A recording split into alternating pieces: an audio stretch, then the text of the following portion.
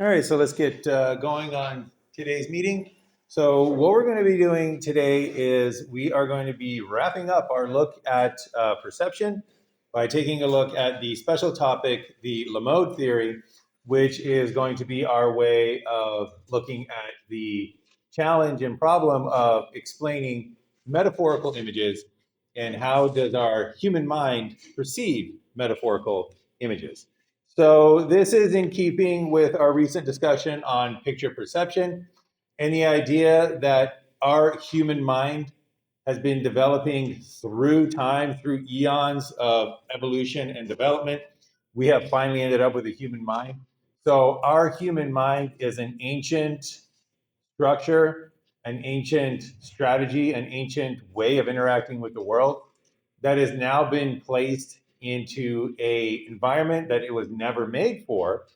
And one of the things that that poses for us is challenges in terms of understanding how does our mind process some of these things that it was never meant to process, especially if it processes them successfully. And we are extremely successful at processing pictures and being able to perceive pictures, even though our mind was not made to perceive pictures. And we are extremely successful at perceiving metaphorical pictures and understanding those metaphorical pictures, even though, again, our human mind had no exposure to these when it was developing and creating the strategies that it uses to navigate and get around in the world. So we're going to talk about metaphoric pictures today, but just by way of introduction, I want to show you a clip from Justice League Unlimited. And there's two reasons why I'm going to show you this clip. One is because it actually illustrates some of the metaphorical picture information that we're going to be taking a look at today. It also illustrates a lot of the literal pictorial information that we're going to be taking a look at today. But it is also one of my favorite cartoon clips, I think, that I've ever seen. And I watched this show in its entirety. And this is one of my favorite clips. And it reminds me of a quote that was attributed to G.K. Chesterton, but there's no evidence that he actually said it. So it's been reattributed to Neil Gaiman. And some of you might know who Neil Gaiman is. If you've been traumatized by the movie Coraline, then you know who Neil Gaiman is. He's the author of that, in addition to the author of like a bajillion other amazing, amazing things. But the quote that he says is that fairy tales are more than true, not because they tell us that dragons exist, but because they tell us that dragons can be beaten. So that is the other reason I'm introducing this, because it's one of my favorite dragons can be beaten moments. So just to kind of give you the context to set this up. So we have in this clip Brainiac, who is probably Superman's number 2 villain in terms of worldwide threat, and Lex Luthor, who is Superman's number 1 villain, have basically merged into Lutherac or Brainior or whatever you want to call him. So they basically merged, and he has literally taken out the entire Justice League. So he has beaten Superman, he has beaten Wonder Woman, he has beaten Green Lantern, and Hawkgirl is down, and Cyborg is down. Everybody is gone. All we got left is the Flash.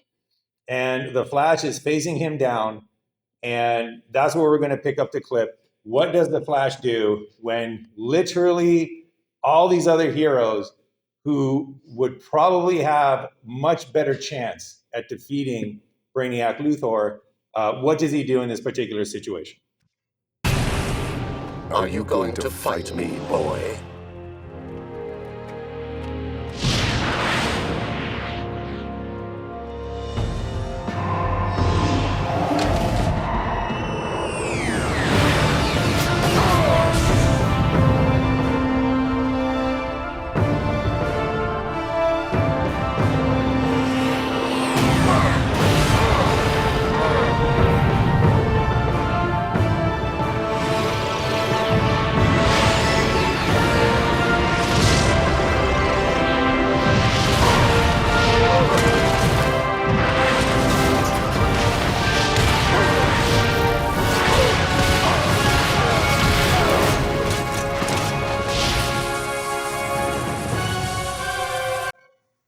All right, so that's the clip. So the Flash's answer to "Are you going to fight me?" was literally, it looked like he was going to run away, but he actually started running around the world so that he could gain the speed, so that he could punch Lex Luthor Brainiac so hard that he actually was able to defeat him. And he actually pushed it to a limit where he started to lose touch with reality and started to phase out of existence because of how fast he went.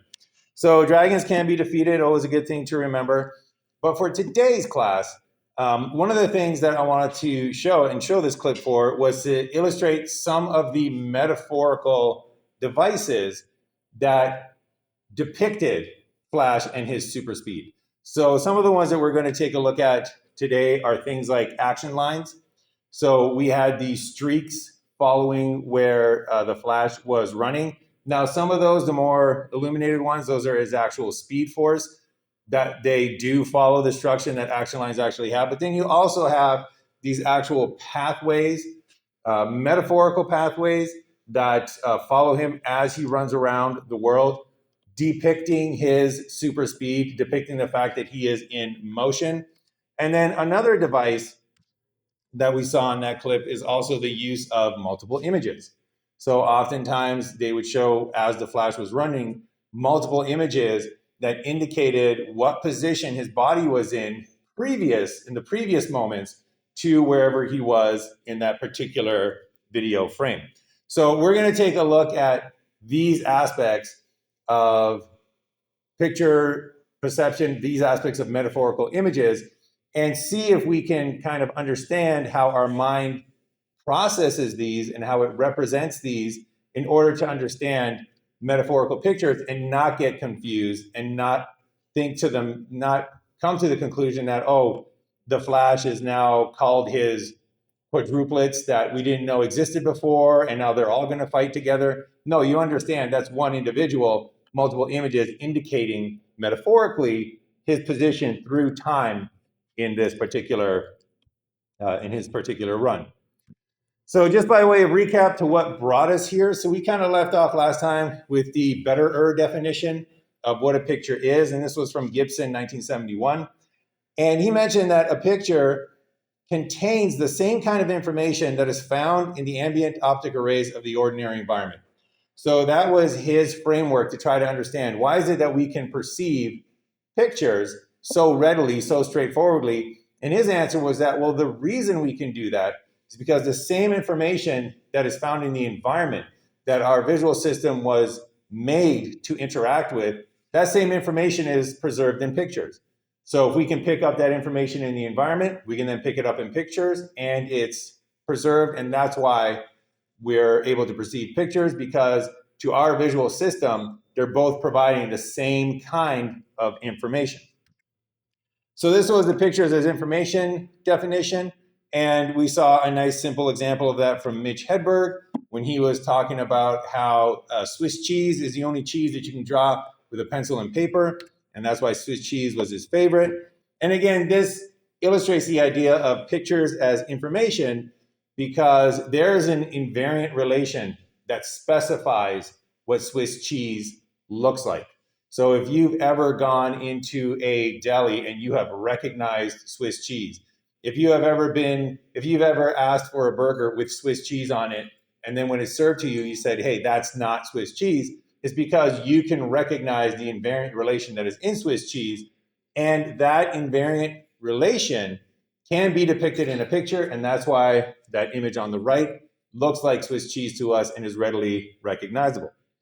Now, the challenge to this theory and the indication that this theory is either incorrect or incomplete. So at the worst, it's incorrect. At the best, it's incomplete, but it's definitely incomplete because it says that pictures contain the same kind of information that is found in an ordinary environment. And yet we can perceive and understand pictures that do not contain the same type of information that is found in the ordinary environment. And we want to be very clear what we mean by this, because we're not talking about things that don't exist in the ordinary environment.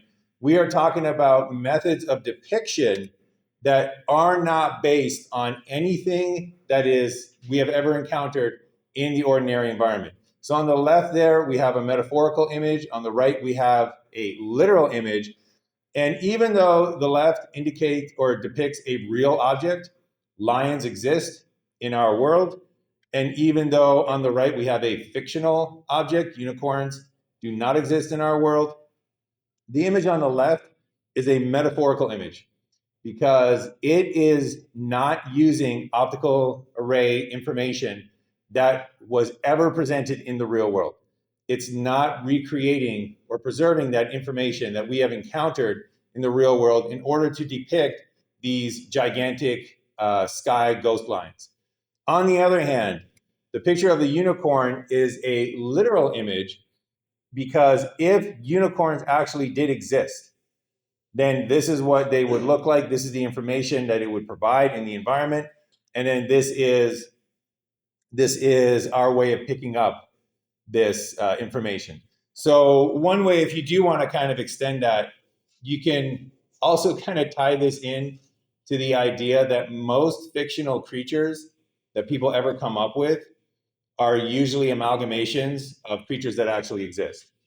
So in this picture of a unicorn, you might say, well, how can we perceive a unicorn? We've never experienced the invariant relation of a unicorn in the real world.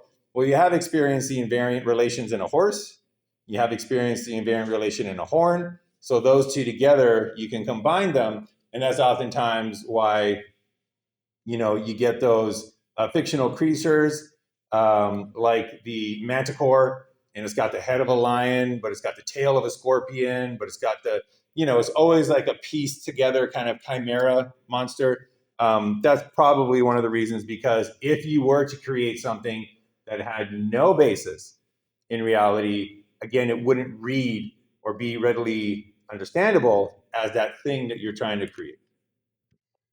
All right, so what we're going to do to tackle this is we're going to go through the article Analysis of Motion in Comic Book Cover Art Using Pictorial Metaphors. So this was an article that I co-authored with Alicia Horvath, and it says that she is at the School of Professional Studies in Columbia University. She was at the time of the publication, but that's just because of the publication cycle. This was work that we did here with her as an undergrad. So that's what we're going to focus on today.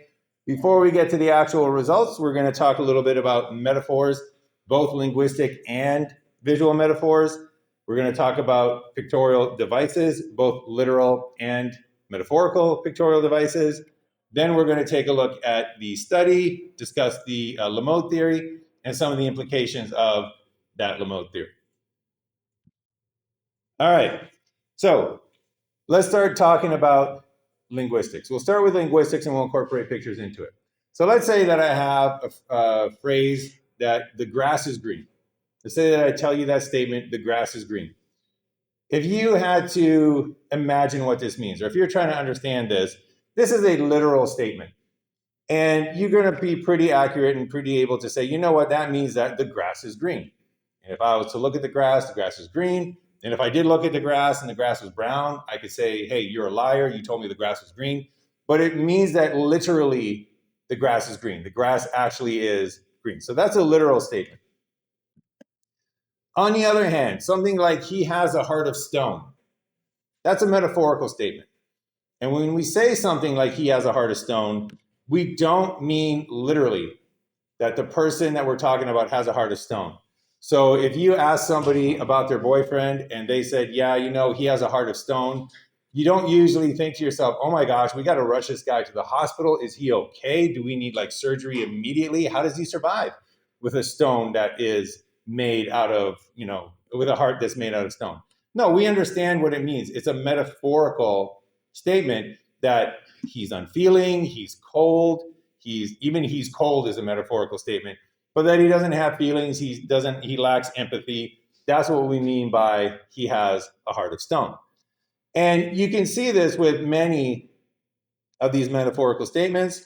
So if somebody once told you that life is a journey, you probably didn't argue with them and say, well, no, life is not actually a journey. Life oftentimes is sitting around and going to school, like you're doing life right now. And none of you are actually physically moving at this point on a journey, but you understand the metaphorical understanding of this statement. You understand that what they mean is that, well, life is a beginning point and an end point, and there's many stops along the way, and you encounter obstacles as you go through life, but it's not where you are that you need to focus on, it's where you're going to be that you really want to focus on, things like that. So you understand that it's a metaphor, and you readily understand that. It's not like the first conversation you had where somebody told you life is a journey. You told them, well, no, it's not. For example, I'm sitting down talking to you right now.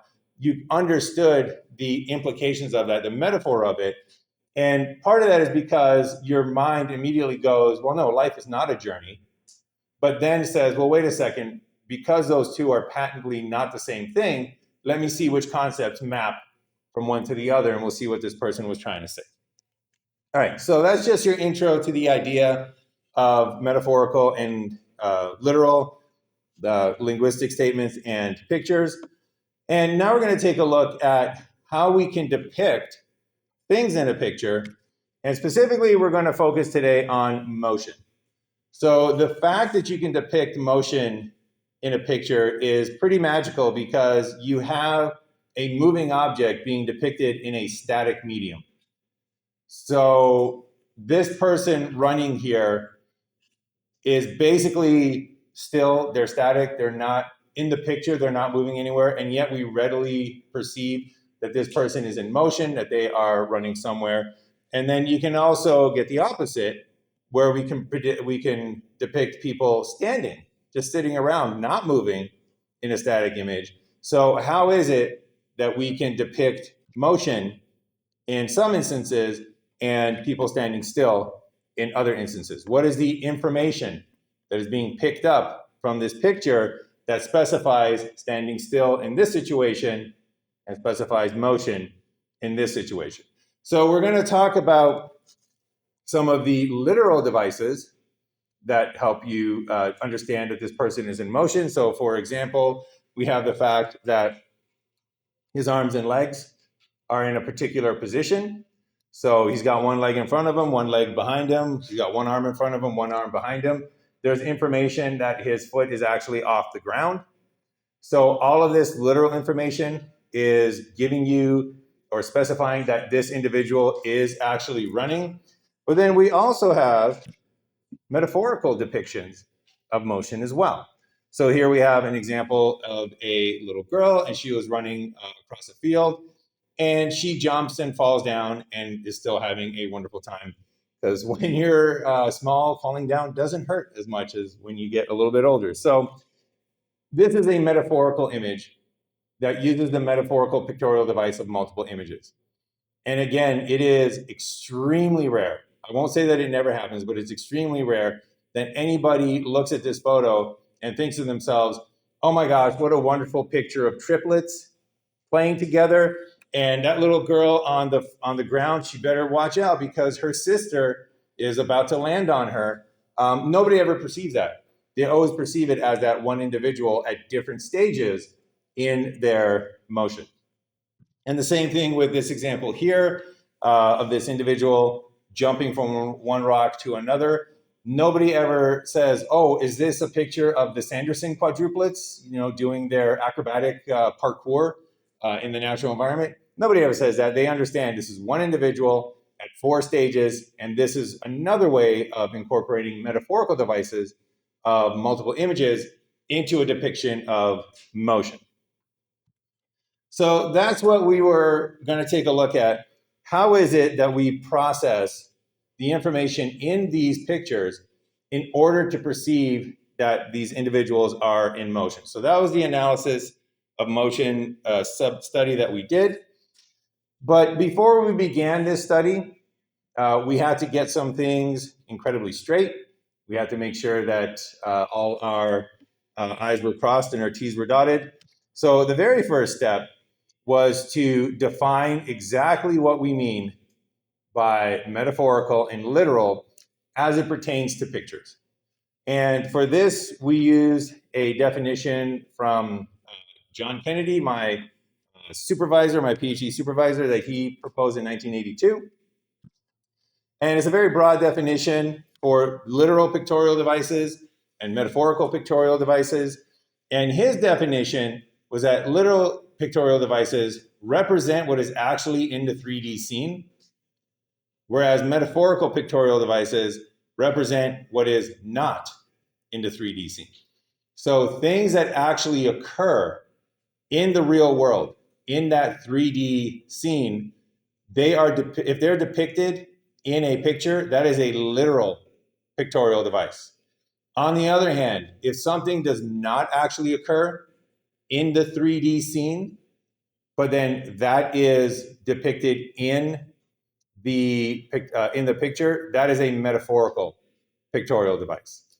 And one way to kind of think about this is that a literal pictorial device does what he referred to as following the rules. So literal pictorial devices, they follow the rules. Literal pictorial devices come out of perspective projection, as we mentioned before, and they follow the rules of that perspective projection, and they follow the rules of those invariant relations that are actually in a 3D scene. They basically follow the rules of you depict what's out there in the world using these particular strategies, invariance and perspective projection, and that's what goes into the picture. Metaphorical pictorial devices, they actually break the rules. They actually do not depict what is in the real world. Oftentimes they depict things that are impossible in the real world. And then much like a linguistic metaphor that breaks the rules. So when you say life is a journey, that is false. It's not a journey. It's by the definition, it's not a journey. When you say he has a heart of stone, that is false. You are breaking the rules. You're not allowed, it's a lie to say that he has a heart of stone. But when those rules are broken, there's information in the breaking of those rules that allows us to get that information out of that linguistic statement. Same thing with metaphorical pictorial devices. When those rules are broken, we can extract information from the breaking of those rules, and that increases our perception of these pictorial, of these pictures. Now, one thing to say about these definitions here, and this is just going to be public service announcement for research in general, both in doing research and interpreting research.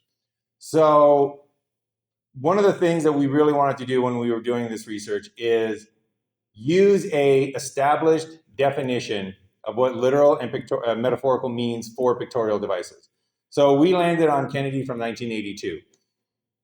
One of the things to know is that this is not the only definition of what a literal device and a metaphorical device are in pictures. And there is not one definition that is so widespread that it's the one that you use, right? There's no one definition that has the majority of people agreeing that, yes, that's what a literal device is in pictures, and that's what a metaphorical device is in pictures. So when you're doing research, it's very, very important to be very clear on your operational definitions, on those definitions of what it is that you're looking at and how it is that you're going to measure them, because that is what allows you to do the research. So you got to be very clear on that. It allows you to actually do the research.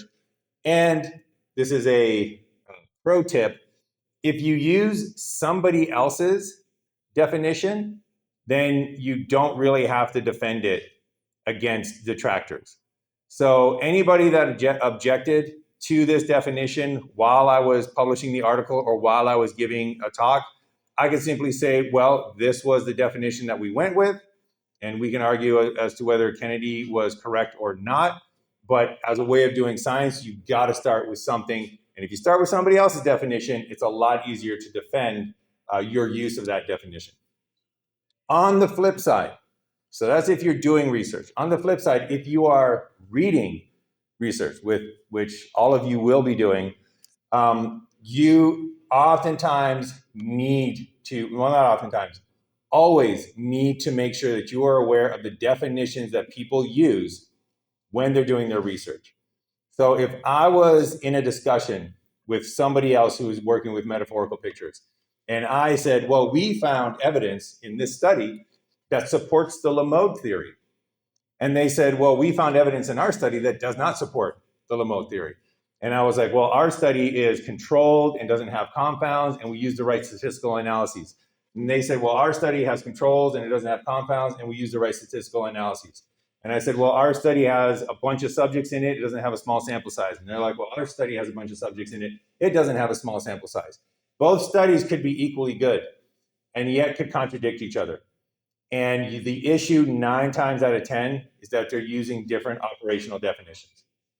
And I will say, well, I was using Kennedy 1982. That was my definition of what literal and metaphorical devices is. And the other person would be like, oh, well, I was using Cohn and his definition of what literal and metaphorical pictorial devices is. And then once we know that, then we can go forward and we can say, well, now what do the differences actually mean? How can we get to a better understanding of the truth now that we understand that we're both approaching at this from different avenues? And it just moves the conversation forward in a way that can't unless you're aware of each other's operational definitions. All right, so literal pictorial devices represent what's actually in the 3D scene.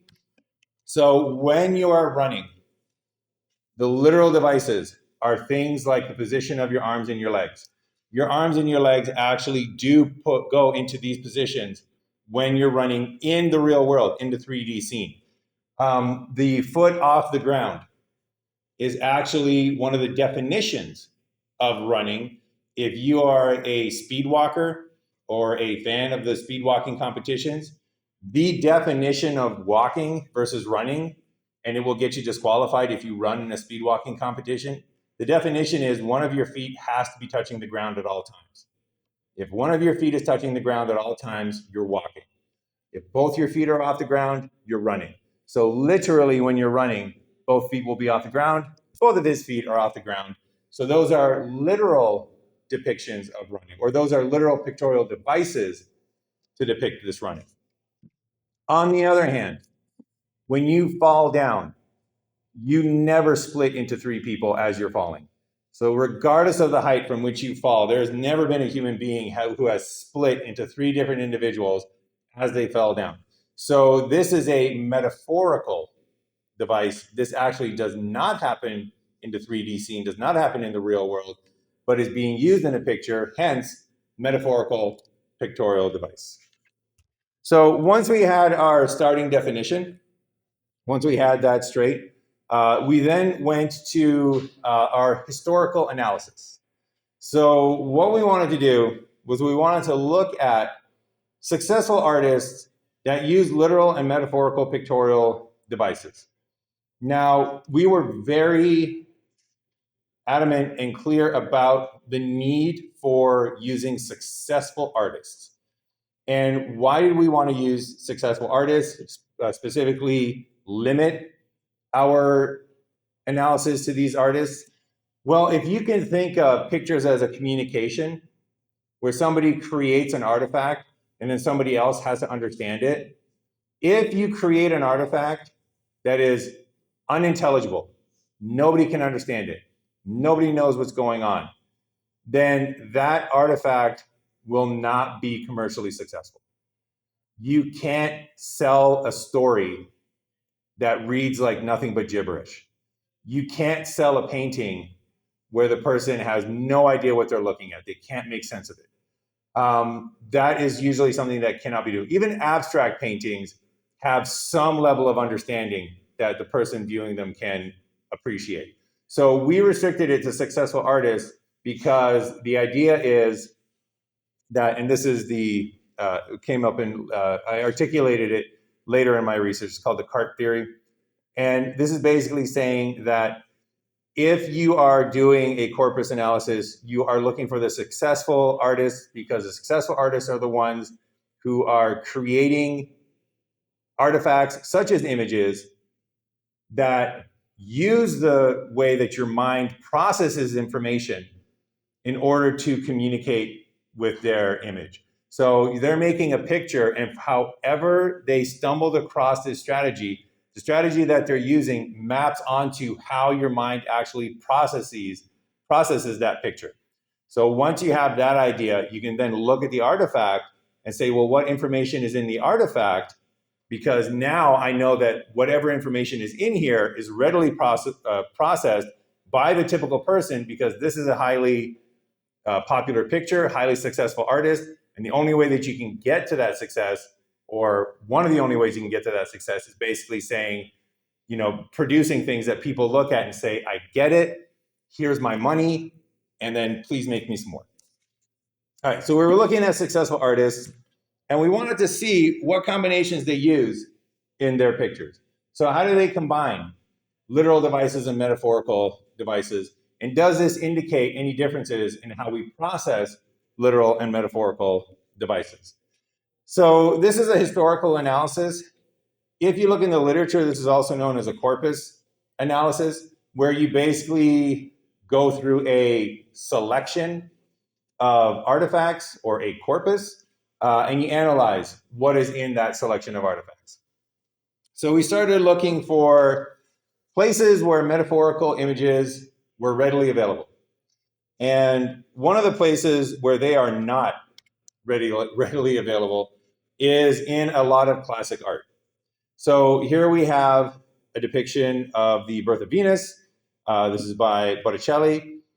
And in this painting here, there's a lot of literal devices, right? So we have the literal device of the person who, we have Venus just standing there. We have the literal device of the woman trying to give her something to wear. That woman is clearly on her tippy toes, standing there, trying to reach over. We have two angels that are flying, that are depicted by literal devices. The only sort of metaphorical thing that we have is maybe the wind that is blowing out of one of the angels' mouths. And that, again, is not something that would typically happen in a 3D scene. But unfortunately, anything like that in a lot of classic traditional art is few and far in between. So the Mona Lisa, not only does Da Vinci not use metaphorical devices, there's literally also no motion. So we needed metaphorical devices, and we also needed motion. So we took a look at a lot of sources of art. We took a look at some abstract art, such as Composition 8 by Kandinsky. And while this might depict motion, I don't really know what it's depicting. But these tend to be non-representational pieces of art. And in a non-representational, by definition, you're not representing anything. You're not representing anything in a 3D world. So we can't answer that question of how do we understand when people are representing things in the 3D world combined with those metaphorical devices. There were, however, some images that did depict motion. So here we have Boccioni's Dynamism of a Soccer Player. But these were rejected because they're not that readily understandable. And if you can learn the language, if you can learn the visual style of futurism, then you can sort of start to understand, okay, I kind of see it, I get the idea of motion, but nobody who usually comes up to this painting and does not read the title ever thinks to themselves, wow, look at that soccer player move, right? It's not something that our mind readily processes. So it's not a good candidate to understand how we process literal and metaphorical devices. And the last example that I will give is by Marcel Duchamp. And this is nude descending a staircase. And when I put this up and look at everybody's faces for the reaction, nobody was shocked. Nobody was shocked that I literally put a picture of a naked woman up on this screen right now. And that's because it's just not readily apparent. You get the idea of motion, you can understand the idea of they're descending a staircase, but there's just something that our minds have a real problem with processing. So again, not a good candidate to see how we process that information in pictorial images, because it's very difficult to process this, and it's not fully processed in a lot of cases. However, there are some forms of art that do depict motion and do use a lot of metaphorical devices, and that is comic book art. So I'm going to put this one up here because this is a Lichtenstein. It's called In the Car. And Lichtenstein is oftentimes credited with bringing comic book art into sort of not maybe the mainstream, but definitely into the fine arts and the appreciation of comic book art as a viable art form. But there is a very contentious relationship between comic book artists and Lichtenstein, because Liechtenstein basically made his entire career and his entire fortune and his entire reputation off of copying other people's art, oftentimes without citing or referencing that art, and oftentimes without really changing it very much. So this image of In the Car is actually from a comic book called Girls Romances number 78. And the artist, sometimes finding credits for artists is very difficult. It's either John Romita Sr., I would bet on John Romita Sr. because that looks like his work, or Mike Sikowski or Tony Abruzzo, but it's that image right there. And basically all that Liechtenstein would do is find an image like this that he thought was interesting and then do very little to change it. But the point, that's my little aside, a couple of asides here, but the point is that in comic book images, this is one place where you can find a lot of images that depict motion. It's a very dynamic kind of art form. Images that depict motion, and then on top of that, the use of metaphors, metaphorical pictorial devices to help depict that motion as well. So as it turns out, Jughead was right when he said, all my life I've been an art lover and I never knew it. So when we did this analysis, we said, all right, we're going to take a look at comic book covers, and we're going to take a look at motion in comic book covers. How are they depicted? So here we have an image from Showcase number 4, depicting the Flash running, and you can see that in this case we have a lot of literal devices, but we also have the metaphorical device of action lines. And here by the same artist, the Flash number 300, we have again the Flash being depicted with multiple metaphorical devices, in this case both action lines and multiple images.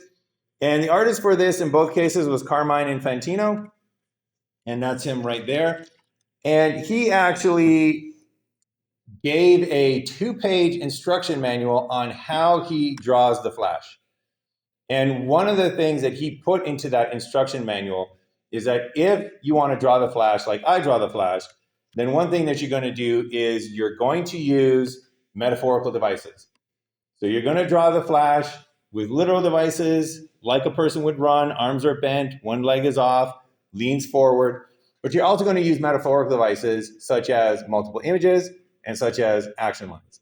So this kind of gave us an indication that, yeah, this is a good place to look for examples of these types of art so that we can get enough examples so that we can then do an analysis and have enough statistical power to say, okay, here are the differences and here are the findings that we discovered.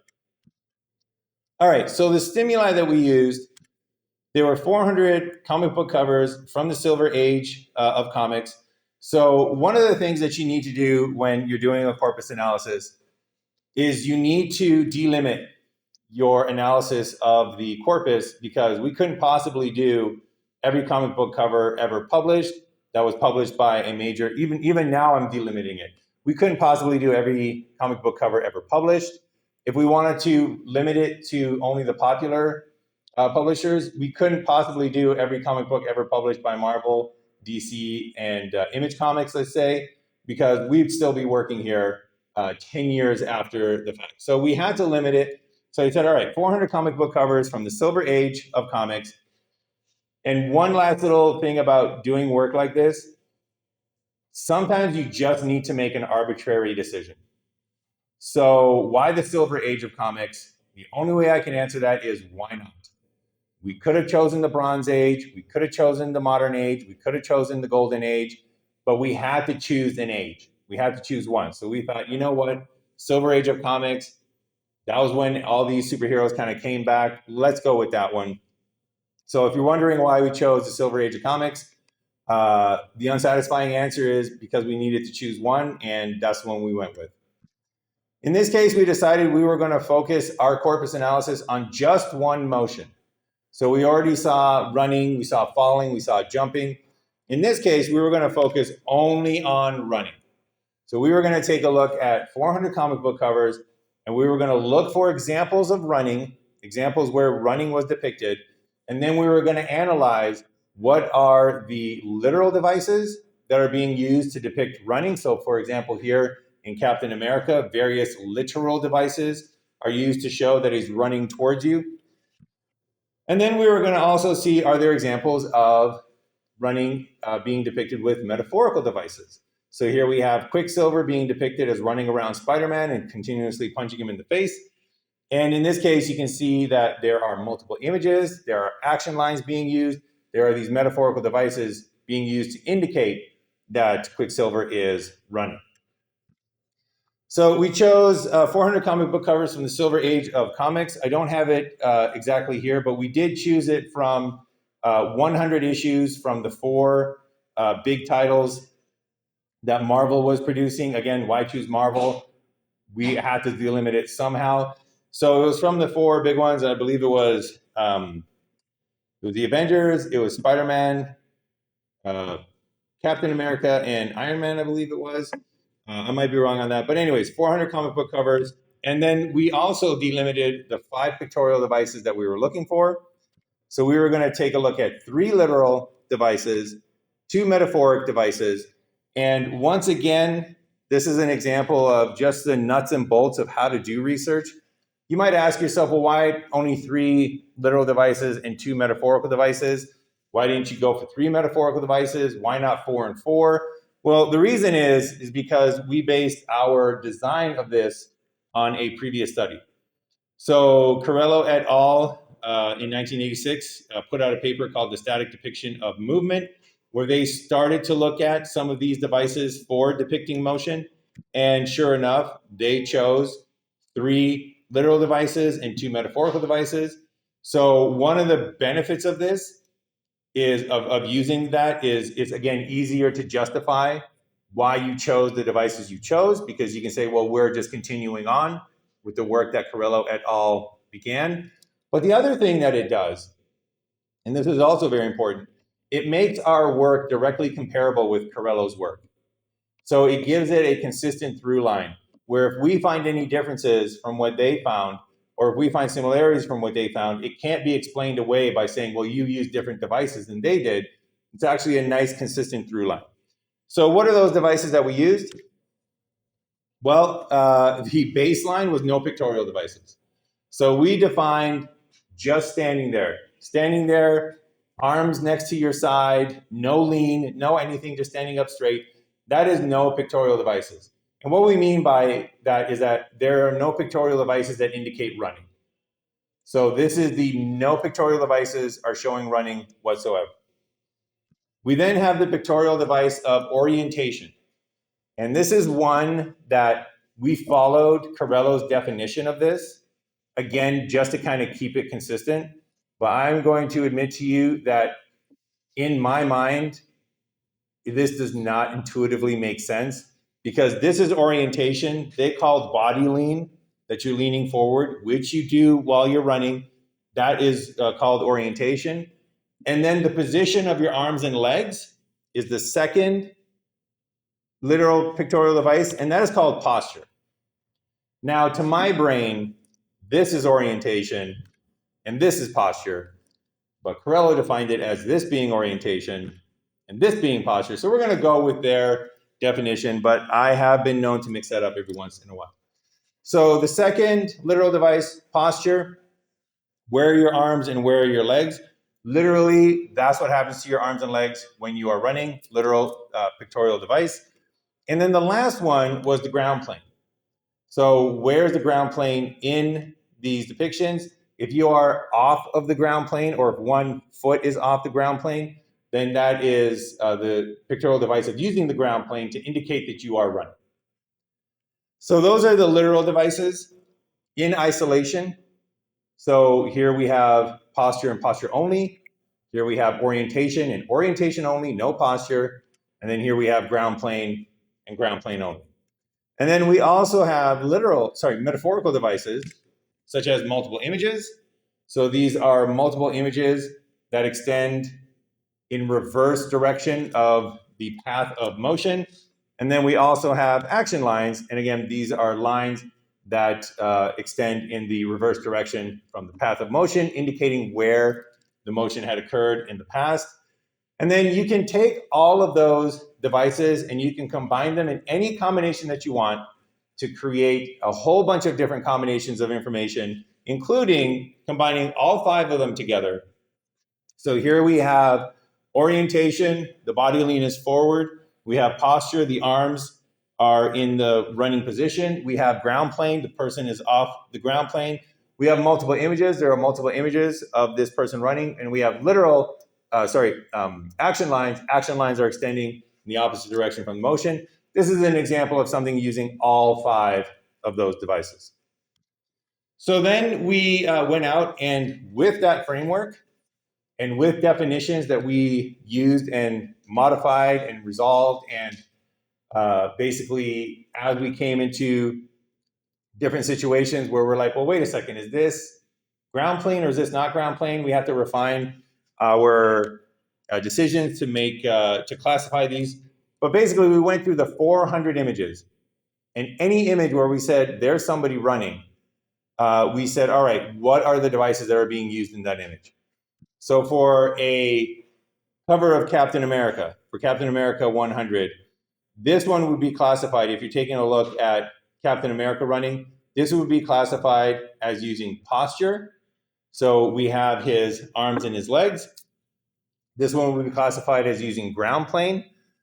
This one would not be classified as using orientation, because it's very difficult in this case to say that he has a forward lean. So as part of our definition of this, we decided, no, that is not enough of a forward lean to be called a forward lean. And when you're doing an analysis like this, you get so frustrated when artists kind of get to that gray area of your definitions. But regardless to say, we have 2 literal devices, posture, ground plane here, no metaphorical devices. We took a look at Avengers number 75 when they're trying to catch Quicksilver here. And Quicksilver actually has 4 pictorial devices being used to depict his running. So he does have orientation, clearly leaned forward, does have posture, arms and legs in the running position, does have the ground plane, he's actually off of the ground plane, and does have action lines. There are action lines coming off of his arms and of his legs, indicating that, or that metaphorical use, that metaphorical pictorial device being used. So we did that for all 400 comic book covers. And then for each depicted motion, or for each depicted motion of running, what were the pictorial devices used? Just a little housekeeping. We both rated these 400 covers and then compared our ratings to make sure that we have good inter-rater reliability, which we did, which means that our definitions were actually well-founded and well-constructed so that we can objectively go in there and agree upon the devices that we were looking at. All right, what are the results? So we're going to graph the results here. And the way that you read this is on the bottom there, those are the pictorial devices used on that x-axis. And that is every possible combination of the different pictorial devices. So all the way to the left, we have pictures that had 1 literal device, just one. They only used 1 literal device. The M on the left there, almost all the way to the left, that is just 1 metaphorical device. And then going right, the 2 L's, that means 2 literal devices, no metaphorical devices. 3 L's means 3 literal devices, no metaphorical devices. LM means 1 literal, 1 metaphorical. Double LM means 2 literal, 1 metaphorical. And we go all the way to triple L, double M, which is 3 literal devices and the 2 metaphorical devices. And just a kind of foreshadowing, MM, metaphorical, but no literal. That's going to turn out to be an incredibly important category. Frequency was there on the y-axis. So out of all the pictures that we tested, how many used only 1 literal device? How many used only 1 metaphorical device? That's what's going to be there on the y-axis. And then the color coding for this needs a little bit of explanation. So basically, we did this analysis and we said to ourselves, well, how many categories do we have? We got 1, 2, 3, 4, 5, 6, 7, 8, 9, 10, 11 categories. So we have 11 categories that artists can use to depict motion. And let's say that we found 99 instances of running being depicted in these comic books. If there was no preference by these artists in using any of these 11 combinations, and they drew motion running 99 times, then we would expect that on average, you would get 9 instances of pictures in every single category. So if they have no preference between using three literal devices and 2 metaphorical and 2 literal and 1 metaphorical device, then there's no reason why it wouldn't be spread evenly across the entire analysis. So that's the analysis that we did. The dark blue is going to indicate categories where there are more pictures than you would expect randomly, indicating that there was a preference for those pictures. The light blue indicates where it was average, where maybe it's preferred, but it could just be that randomly this is just what they chose, and that's why that's what is depicted in the light blue. Importantly, the white is below average. So these are categories that had below what you would expect to be the distribution of the use of categories by random selection.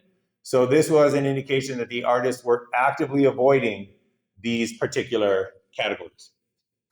All right, so let's start taking a look at how many artists or how many pictures we found using each one of these different categories. And we'll start with just one literal device. So were there any pictures of running? And remember, this is running. Were there any pictures of running where it looked like that? Just orientation. That was all that was used.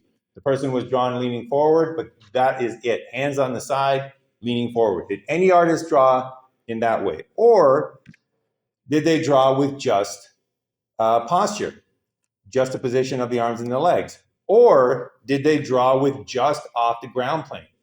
So just off the ground plane for these artists. So those were the pictures. Those were us seeing if there were any pictures that used just one literal device.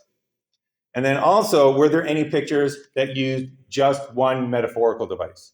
So were there any artists that just drew multiple images to show that somebody was running? Or were there any artists that just used action lines to show that somebody was running? So there is the graph. There's the blank graph. And now we're going to put up the bars to show you how many artists or how many pictures were in the single just literal devices or just metaphorical devices category. And as it turns out, there was none. Absolutely no artist in the pictures that we found drew a person running where they only used one literal device or one metaphorical device. That was not used, indicating that this is insufficient for us to correctly process whether somebody is running or not. All right, next thing we're going to take a look at, what about 2 literal devices? What about a combination of posture and orientation? Or a combination of orientation and ground plane? Or a combination of posture and ground plane? Did anybody use 2 literal devices? And then also, we'll just do the next category as well. Did anybody use all 3 literal devices with no metaphorical devices? So did they use any combination of 2 literal devices, or did they use a combination of all 3 literal devices but with no metaphorical devices? So those are the categories: LL, 2 metaphorical devices; triple L, 3 metaphorical devices. And as it turns out, a lot of artists used those combinations to depict running. So now we see the first indication that you need some minimum amount of information in order to correctly or readily or create a picture that is easily understandable as a picture of running. Next category we have the literal plus single metaphorical category. So did any artist use orientation and action lines? Or did they use posture and action lines? Or did they use multiple images and ground plane? So did they use any possible combination of one literal device and one metaphorical device? So again, we take a look at the graph and we update it, and we see that no, absolutely no artist used one literal device and one metaphorical device. So we go to the next one. What about multiple literal devices, but one metaphorical device? So we have orientation and posture, but to it we add multiple images. Or we have orientation and ground plane, but to it we add the metaphorical device of action lines. Was this combination used by any artists? So we're going to take a look at double LM, two literal devices, one metaphorical device. Triple LM, three literal devices, one metaphorical device. Did any artists use that? And as it turns out, yes, those are preferred as well. So those are coming in at average levels, but they do exist, and they are they are at a higher level than not being used. They are at a higher level than being actively avoided.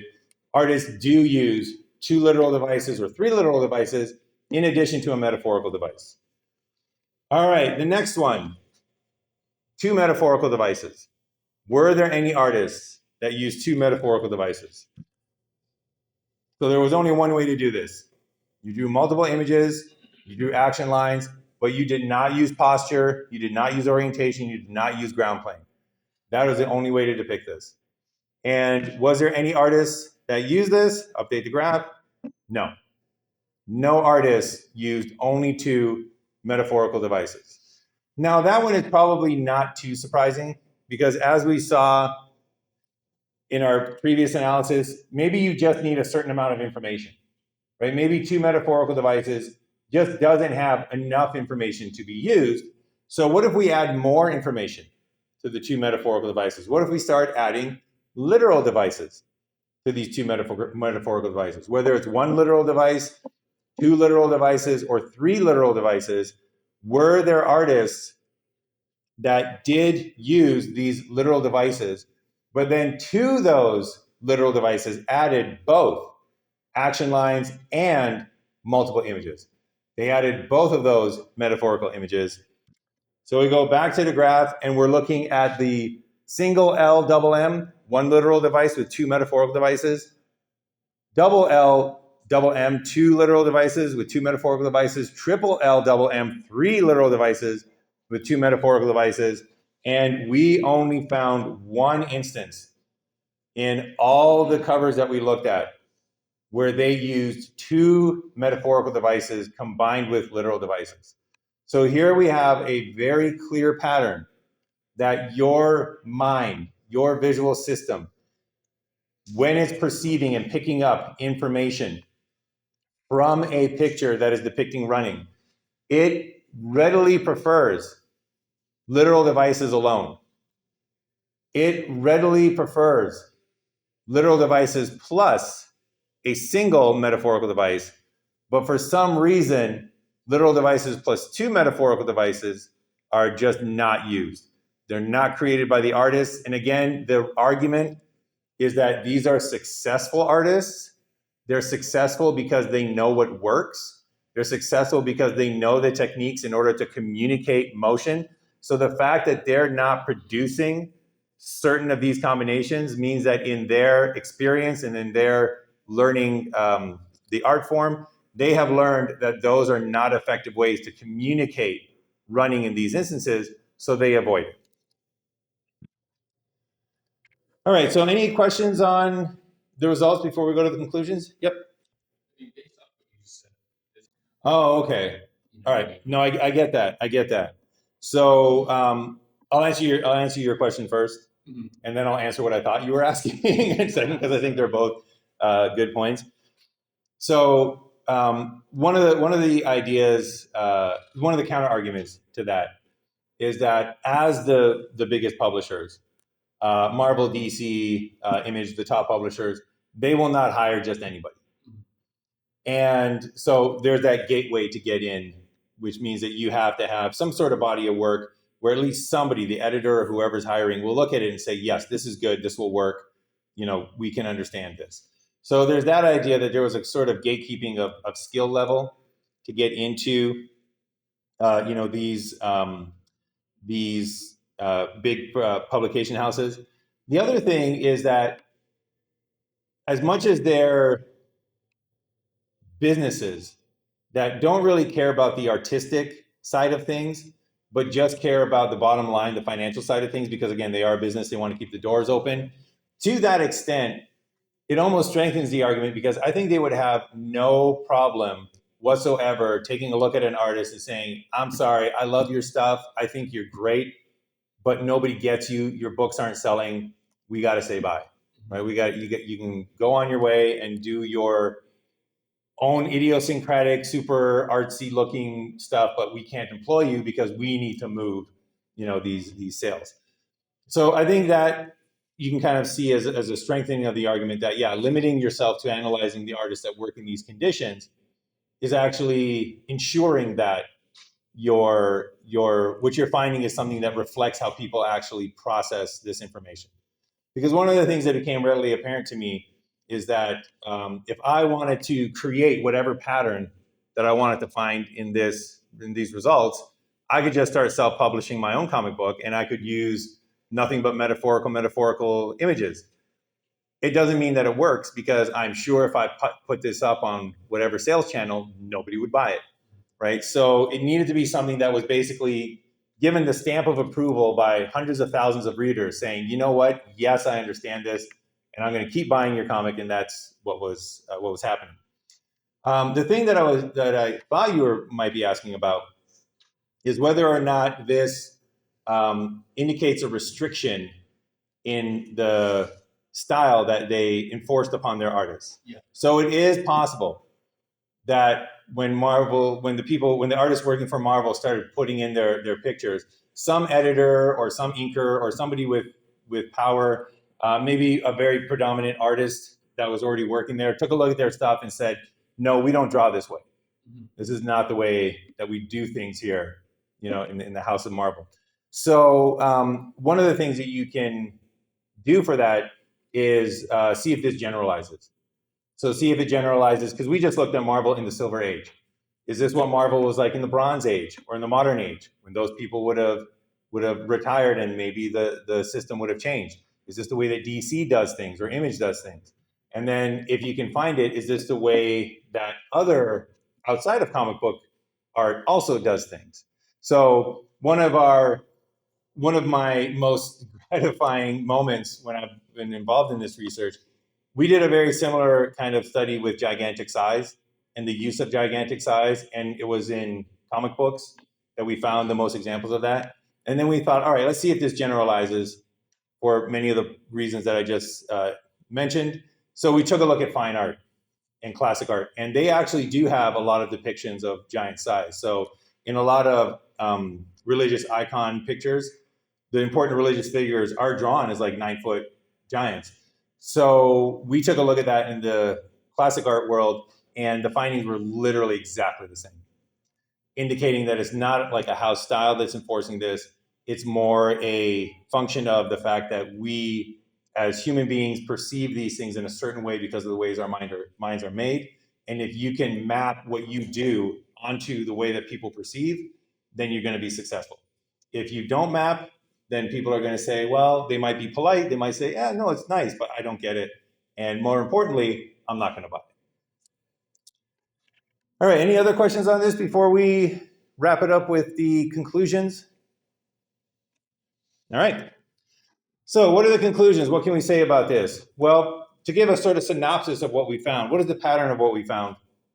So for literal devices and for metaphorical devices, one of the first things is that solo devices are not used.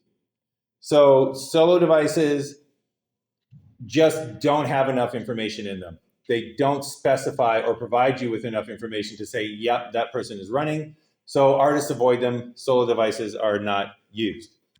In both literal devices and metaphorical devices, for whatever combination you start with, an additional single device can be added to that combination. So if you're using 2 literal devices, you can add a metaphor, or our artists will add a literal device to that. If you're starting with 2 metaphorical devices, artists will add a metaphorical device to that. So additional devices can be used and are used. However, for literal devices, multiple devices are readily used. They're oftentimes used. So 2 literal devices, 3 literal devices, 2 literal devices and a metaphorical device. Multiple literal devices are oftentimes used, but for metaphorical devices, multiple devices are not used. And that is the big key difference between these two that we found with our analysis. So based on that finding, based on the idea that for literal devices, you can combine as many of those as you want into a single picture.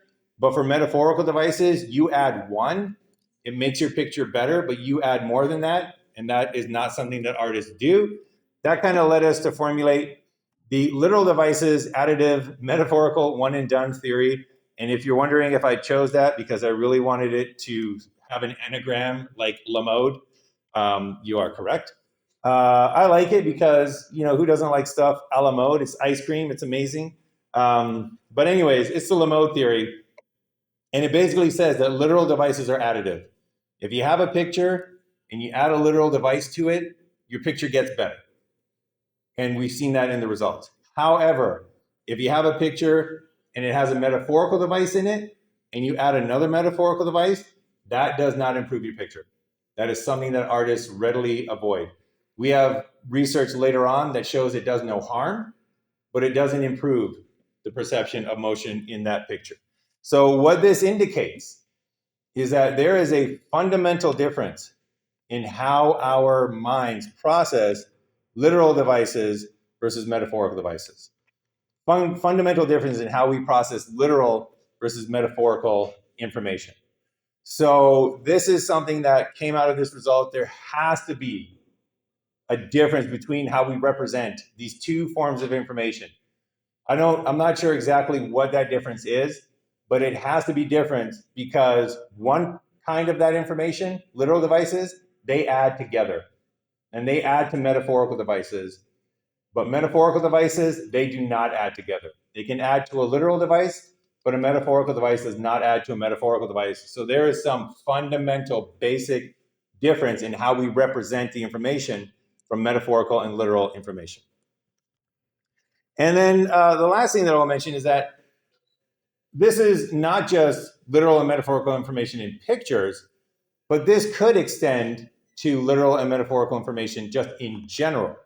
So one of the things to kind of address is that very occasionally you will come across multiple metaphorical images being used in a picture. And we saw that when I was introducing this meeting today, when we looked at Carmine Infantino and how he draws the flash. Carmine literally draws the flash in a way that violates what the LA-MOAD theory would predict. However, when we studied the use of these across different characters and across different types of depictions, one of the things that we found was that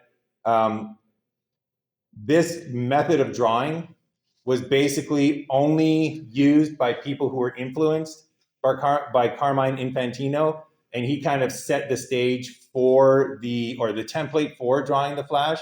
So most of these examples where you see two metaphorical devices being used in our subsequent research comes from the flash. It comes from after Carmine Infantino started drawing the flash, and there are more instances of it drawing the flash specifically than any other speedster in comic books. Again, indicating that it's not a general way that we readily understand, maybe, for example, super speed, but it's more a idiosyncratic, stylized way of drawing something that was picked up by a particular artist. Yep. The argument is, and this is it's called the corpus analysis relevance theory argument. And it basically outlines the idea that when you are in a conversation, right, when you're exchanging information, you basically want to make sure that you can exchange information in a way that the person that you're talking to can understand, right? There's no point in me speaking Japanese if you can't speak Japanese, right? I could be saying the greatest thing in the world. It's not a communication because you can't understand it. So the idea by limiting these to just the popular depictions was the idea that every single time somebody bought an issue of this, they were basically saying, "I understand this. I get it. This is something that I can process and I can understand." Right. So limiting it to the most popular ones is basically that kind of idea of a stamp of approval. And if this was something that was highly effective, right? If this was something that was highly effective in how they depict super speed, then issues of the Flash would be flying off the shelves because people would see those covers and they would say to themselves, "Oh my gosh, what is like whoa, this is the best super speed picture I've ever seen. I'm going to buy this comic and I'm going to read it and this is going to be great." They would do that and other people would follow suit. Because again, it's a very competitive market. You don't want to lose, your market share. The fact that it didn't indicates that while Carmine Infantino loved this way of depicting the Flash, much like some people have that metaphor that they always go to, like that one person that's always like, "Well, life is a journey," and you're like, "Yeah, I think you've said that before." It could just be that this is how Infantino did it, and he loved it, but it wasn't processed any differently than if you just used the one metaphorical device. Yeah. So yeah, again, it's using popular media, and this is one of the reasons why I oftentimes use popular media in my research. It's literally like if you were in an experiment and you showed somebody an image and you said, "Can you understand this? Like, what is this a picture of?" And they said running, then you have done one trial on one subject. If you take a look at 400 images of running in comic books, and these were all purchased at levels, whatever levels they are, you're literally getting thousands of subjects telling you, "Yes, I understand this as running," which makes it a very powerful technique to kind of get a lot of information very quickly about how we process this information. Any other questions before we wrap this up? All right, so the last thing that I'll mention is that this kind of idea that we don't combine multiple metaphors into our pictures might actually extend also into linguistics and how we use linguistic metaphors. So we're going to end today with a clip, one of my favorite clips from Futurama. It's going to be a lot of clips today. So this is from Futurama, and this is from Commander Zap Brannigan, I believe. And he is about to lead an assault on this planet. So he's the commander of a space armada. He's about to lead an assault, and he wants to explain his strategy, and he's going to use metaphors to do it, but he's going to use a bunch, and let's see what he says. The alien mothership is in orbit here. If we can hit that bullseye, the rest of the dominoes will fall like a house of cards. Checkmate. So that's too many metaphors. So if we hit that bullseye, metaphor number one, the rest of the dominoes, metaphor number two, should fall like a house of cards, metaphor number three. Checkmate, metaphor number four. That's too many in a row. And this was set up for, I hate when I have to do this, but I need to explain this joke, which just kills everything about it. This was humorous because nobody talks like that, right? This is humorous because nobody takes metaphor and stacks it on metaphor and stacks it on metaphor and stacks it on metaphor in linguistics, much like what we found today in pictures, which is, again, the idea behind what we found in the LA-MOAD theory. And on that note, that is it for today. So this is our last look at perception. Next time, I believe we're on visual imagery. But until then, we are done for the day.